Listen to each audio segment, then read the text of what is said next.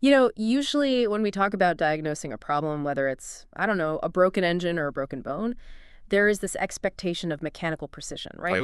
Like Yeah. if you fracture your arm, you take an x-ray, it shows this jagged white line, the doctor points right at it, and boom, the mystery is solved. Right. It's very binary. It's either broken or not broken. We're totally wired to look for that single obvious cause. Exactly. But the moment you step into the world of botany and natural ecosystems, that X-ray machine just completely shatters. The diagnostic landscape gets incredibly murky. Oh, it really does. And today, for our deep dive, we are looking at this bizarre agricultural mystery.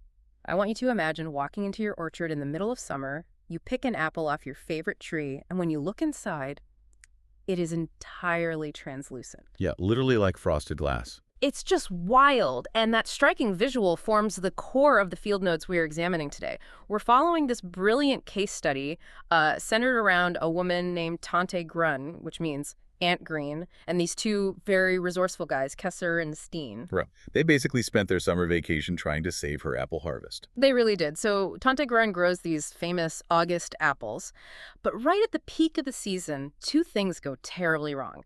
First, the apples just start prematurely dropping off the branches. Which is incredibly frustrating for any grower. Super frustrating. And second, the ones that do manage to hang on, well, they look completely bizarre inside. She describes them as being totally weird. And the Danish notes we have refer to them as glasibler, which translates to glass apples. Such a great name for it. It is. So our mission for this deep dive is to figure out exactly what is going wrong with this tree, decode some hidden botanical defense systems, and explore how a homemade compost pile from the ocean might actually be the ultimate cure for sandy orchard soil. Okay, let's unpack this.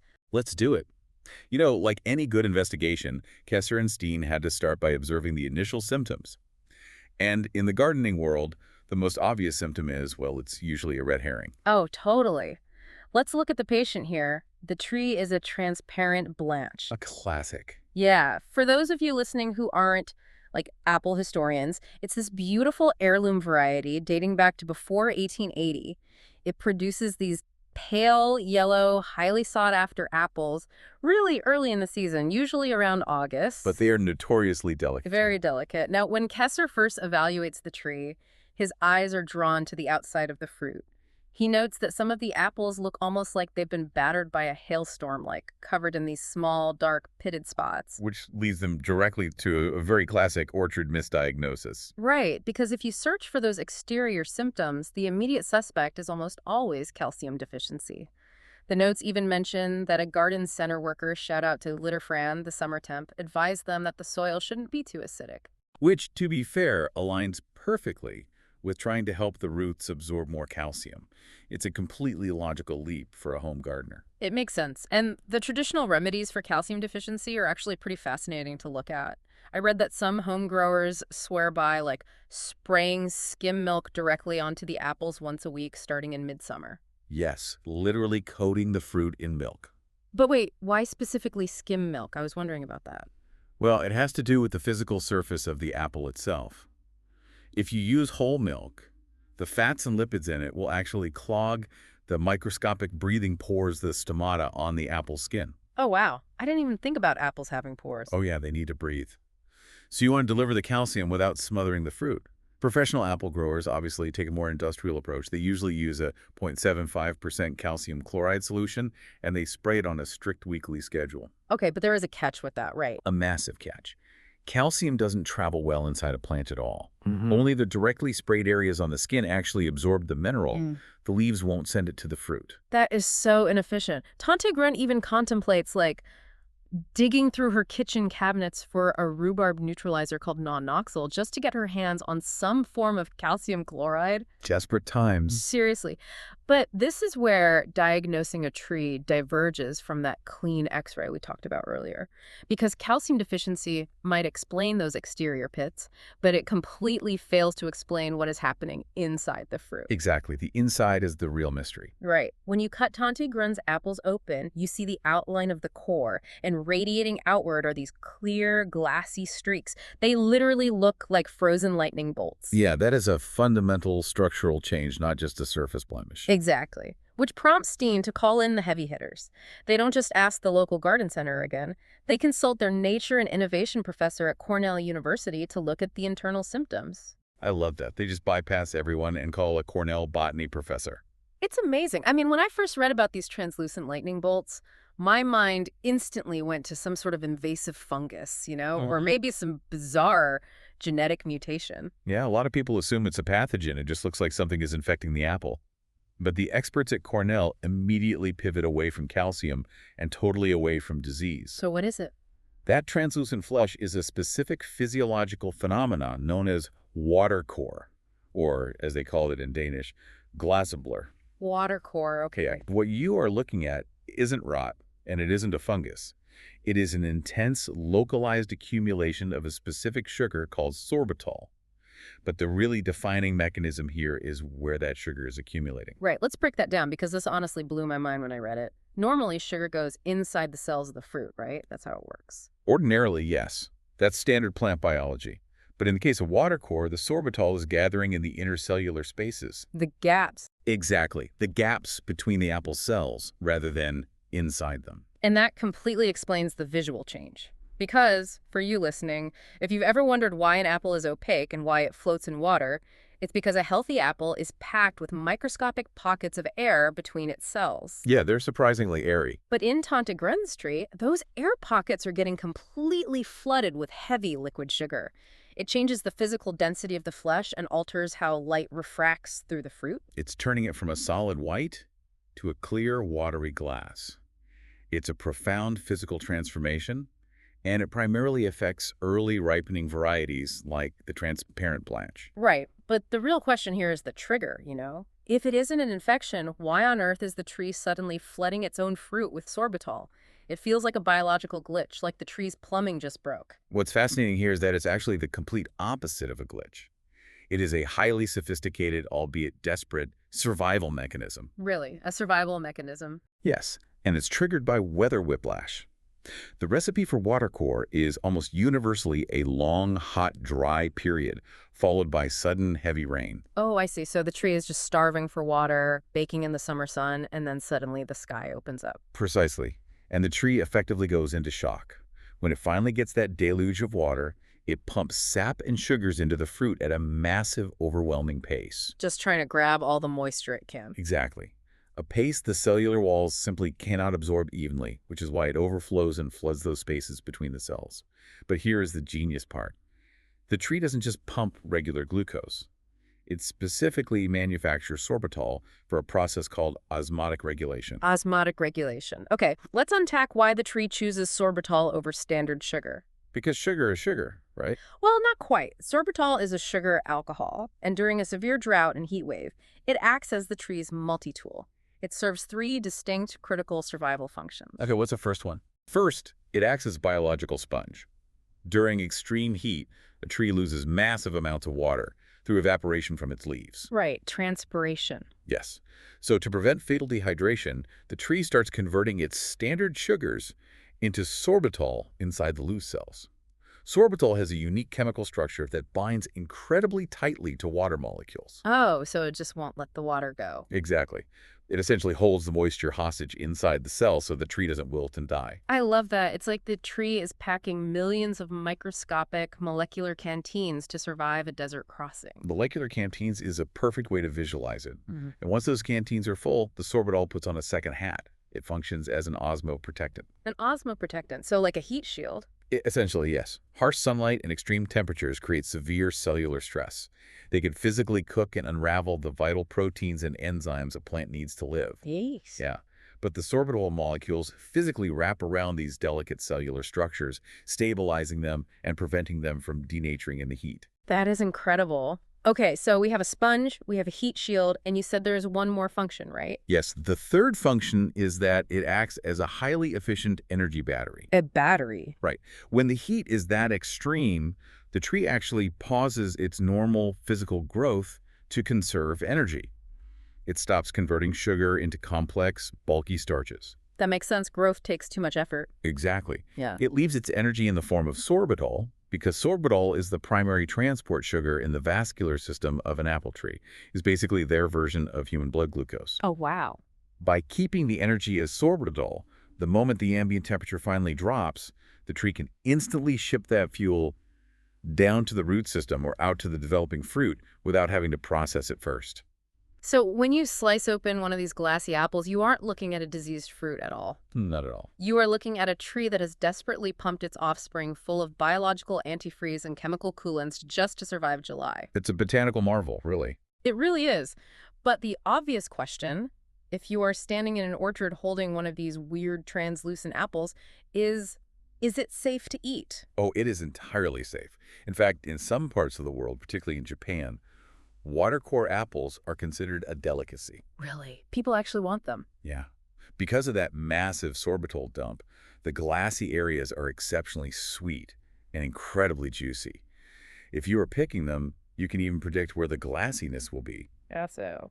Well, the south-facing side of the apple usually takes the brunt of the afternoon heat stress, so the sorbitol concentrates there. Oh, that makes so much sense. But there has to be a downside, right? Like you can't just put a bowl of glass apples on your kitchen counter and expect them to last. No, the shelf life is terrible. Because the intercellular air spaces are flooded with liquid, the apple breaks down and ferments much faster than a standard piece of fruit. Which leaves Tante Grin with a tree full of hypersweet, highly perishable fruit. Yep, a very short window to use them.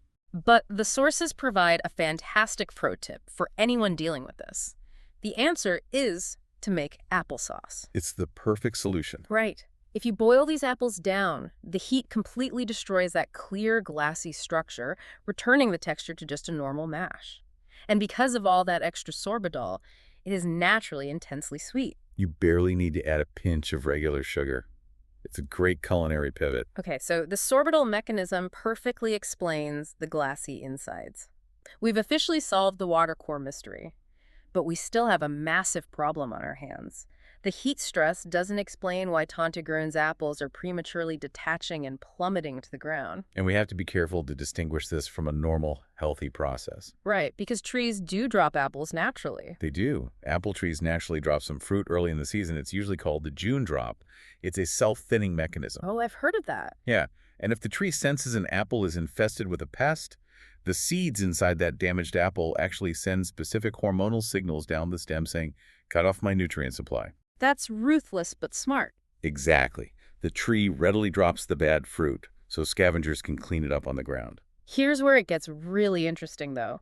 Tante Grin's apples are dropping in August, and they aren't infested with worms, which tells Kesser and Steen that there is a secondary hidden issue lurking in the soil. This is where the research truly shines, because they correctly diagnose that the premature dropping is a classic, severe symptom of boron deficiency. Boron, I mean, it is one of those trace minerals on the periodic table that you completely forget exists until everything starts falling apart. And when a plant lacks boron, it quite literally falls apart. Boron is vital for cell wall formation, stabilization, lignification, and differentiating the xylem. Okay, hold on, time out. Lignification, differentiating the xylem. We just went full botanical textbook. Let's translate this for those of us just trying to keep a patio tomato plant alive. What is boron actually doing? Fair enough. Think of a brick wall. Okay, brick wall. If the plant cells are the bricks, boron is the mortar holding them together. Lignification just means making the tissues rigid and woody, and the xylem is basically the plumbing pipe that carries water. Ah, I see. Without boron, the plant can't build strong cell walls. It can't make the mortar. Which explains the dropping fruit perfectly. If the tree can't build strong cell walls, the tiny stem connecting that heavy apple to the branch is incredibly weak. Very fragile. Right, so a gust of wind or just the sheer weight of the apple itself simply snaps the connection? Exactly. The physical mechanism holding the fruit to the tree just dissolves. And the other symptoms of a missing mortar are just as brutal. Like what? You'll see internal corking, which are these hard, dead brown spots inside the flesh. The young leaves start to wrinkle and turn yellow, which is called chlorosis. Oh, that sounds awful. The leaf tips turn brown and die off. In severe cases, patches of bark on the young branches just die and blister, creating a condition ominously called apple measles. Apple measles. Nature is ruthless. So if the diagnosis is a lack of boron mortar, the solution seems incredibly straightforward, right? Just drive to the hardware store, buy a box of boron, and dump it around the roots. Well, commercial growers do use chemical interventions, like spraying sodium borate, which is commonly known as borax, directly onto the leaves and buds. Okay, so problem solved. But our duo faces two massive hurdles. First, you can't even buy borax commercially in Denmark, where this story takes Oh, place. wow, really? And second, reading the notes, even if you could buy it, using chemical boron is terrifyingly risky for a home gardener. Oh, it is a razor-thin margin of error. Chemical boron is hyper-concentrated. If your dosage is off by even a fraction of a percent, you completely bypass curing the deficiency and go straight into severely poisoning the tree. And turning the surrounding soil toxic? So, if industrial chemicals are inaccessible and highly dangerous, how do Kesser and Steen fix Tante-Grin's sandy boron-starved soil? When I read that they went to the beach for a solution, my first thought was they were literally just throwing random ocean debris on the ground, hoping for a miracle. It sounds totally chaotic, but their solution, making Tang-kompost or homemade seaweed compost, is actually an incredibly precise biological intervention. Tang-kompost, okay. Yeah, they gather seaweed from the coast, mix it with general garden waste to let it break down, and add crushed eggshells. See, I was confused by the eggshells at first because we already ruled out calcium deficiency for the watercore. We did, but the tree still needs baseline calcium for general health anyway. Kessel explicitly notes in his logs that the eggshells are added to provide a slow-release calcium carbonate to feed the tree over time. Oh, so not to aggressively adjust the pH of the soil like people usually do? Exactly, not for pH. But the true powerhouse of this compost is the seaweed itself. Right, because seaweed sitting out there in the ocean is basically a giant nature-made multivitamin sponge. It is. It absorbs a vast array of trace minerals directly from seawater. Crucially, dry seaweed contains anywhere from 30 to 150 milligrams of boron per kilogram. Now, when you say milligrams, that sounds like a microscopically small amount of fertilizer. How is that enough to save an entire apple tree? If we connect this to the bigger picture, this is where orchard math gets genuinely fascinating. I'm intrigued. Fruit trees operate on a very different economy than traditional row crops like, say, corn or wheat. Because an apple tree is a perennial, it recycles. Right, it drops its leaves. It drops its leaves in the fall. Those leaves decompose right over the root zone, and the tree pulls those exact same nutrients back up in the spring. The ultimate closed-loop system. Mostly closed. The only nutrients that are permanently extracted from that ecosystem are the ones physically trapped inside the apples you harvest and carry away in your basket. And apples are overwhelmingly just water and carbon. Exactly. So how much boron does an apple actually steal from the dirt? Yeah, what's the number? If you harvest a full metric ton of apples, 1,000 kilograms of fruit, you are only removing 2.4 grams of boron from the orchard. That is wild. 2.4 grams of trace minerals for an entire ton of food. Which breaks down to 2.4 milligrams of boron loss per kilogram of apples. Yeah. So let's look back at Kesser's Tang-kompost. If dry seaweed has an average of, say, 96 milligrams of boron per kilogram, you only need 1 single kilogram of dry seaweed to replace the boron loss from dozens and dozens of kilos of harvested apples. That's incredible efficiency. Depending on the yield, just 1 kilo of seaweed compost can sustain 100 to 400 square meters of orchard. By using seaweed compost, they found a way to take trace minerals from the sea and safely replenish a terrestrial sandy soil without risking a single drop of toxic chemicals. It's brilliant. And because the seaweed has to physically rot and break down, it acts as a natural extended-release microdose. It can't just wash away in the sandy soil all at once when it rains. Exactly. It makes chemical toxicity practically impossible. Yeah. It's sustainable, elegant agriculture. Okay, so the Tang-kompost fixes the dropping fruit by restoring that cellular mortar. But what about the watercore? Tante-Grin's soil is still essentially beach sand. Very true. When next July rolls around, that sand is going to heat up, bake the roots, and trigger that sorbitol panic all over again unless they change the physical environment. Which brings us to the canopy of the tree. The physical structure above ground dictates the temperature below ground. The sources highlight a very specific intervention here. You have to hold back on pruning. Which is so counterintuitive. If you're looking at your own garden midsummer, your instinct is usually to trim things back to help the plant focus its energy. Yeah. But here, that's like the worst thing you can do. Especially on sandy soil. Leaving the thick leaf canopy intact through the hottest months provides a massive biological parasol. A parasol for the sand. Yes. That leafy roof casts a deep shadow over the root zone, which drastically reduces soil evaporation and keeps the roots insulated from the extreme heat spikes that actually cause the watercore. But you can't just let the tree turn into a wild jungle either, right? The notes mention a very specific type of pruning they do have to perform. Right, it's selective intervention. You have to remove the water sprouts, or what the Danish texts call vandrus. Vandrous. Yeah. If you've ever looked at an apple branch and seen these perfectly straight, aggressively fast-growing green shoots pointing directly up at the sky, Mm-hmm. those are water sprouts. They look like little green antennas just sticking straight up. And they are absolute parasites. They siphon off massive amounts of water and nutrients.